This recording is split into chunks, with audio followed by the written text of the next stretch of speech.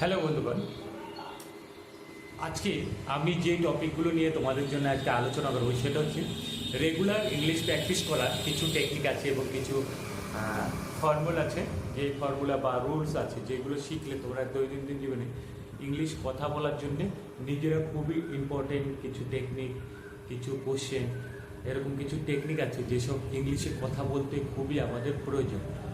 যেমন হচ্ছে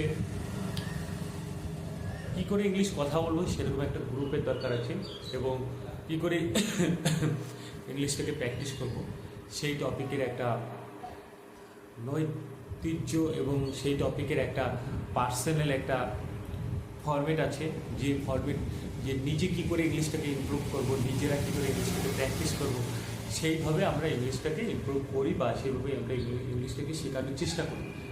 যেমন ইংলিশ শিখতে গেলে মূলত তোমাদেরকে কিছু টেকনিক ফলো করতে হবে, যেসব মেন কিছু ডিটেলস এবং মেন কিছু টপিক এবং কিছু যেই টপিকের কারণে তোমরা তোমাদের ইংলিশটাকে ডেভেলপ করতে পারো, তোমাদের ইংলিশটাকে ইমপ্রুভ করতে পারো এবং ইংলিশটাকে খুবই আয়ত্তে নিয়ে আসতে পারো। যেমন ওকে গ্রামারের কিছু টেকনিক আছে, যেমন তারপর হচ্ছে ভয়েস চেঞ্জ, ন্যারেশন চেঞ্জ, তারপর হচ্ছে তোমার নেগেটিভ সেন্টেন্স, তারপর হচ্ছে আর্টিকেল, তারপর হচ্ছে ডিগ্রি, এরকম কিছু আরও আছে। গ্রামারের প্রচুর টপিক আছে এবং অ্যাডভান্স কিছু ইংলিশ আছে এবং বেসিক কিছু ইংলিশ আছে। এগুলো হচ্ছে আমরা সেন্সটাকে তৈরি করে দেবো। কিসের সেন্স করে দেবো? ইংলিশ কথা বলার সেন্সটাকে আমরা তোমাদেরকে তৈরি করে দেবো, এবং ওই সেন্স তৈরি করার মারফতে তোমরা ইংলিশটাকে খুব ভালোভাবে কথা বলার চেষ্টা করতে পারবে।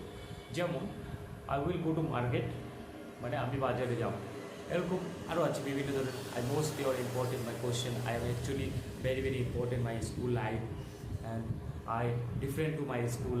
Okay, and actually I prepared to English practice today and thinking to English language, and English easy to English is a very easy.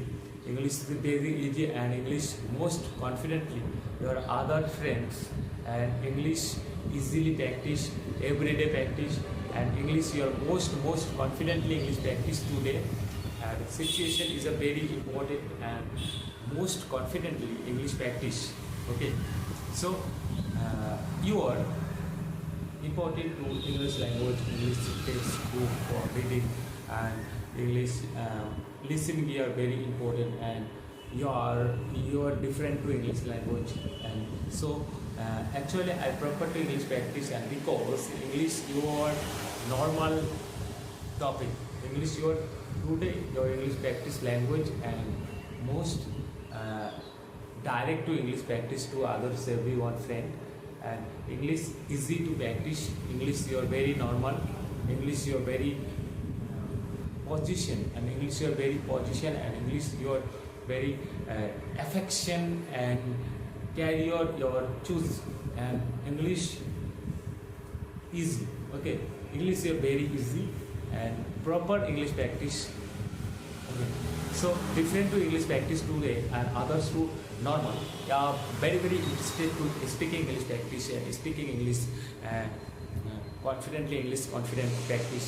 Okay, so your know your outside public, your all student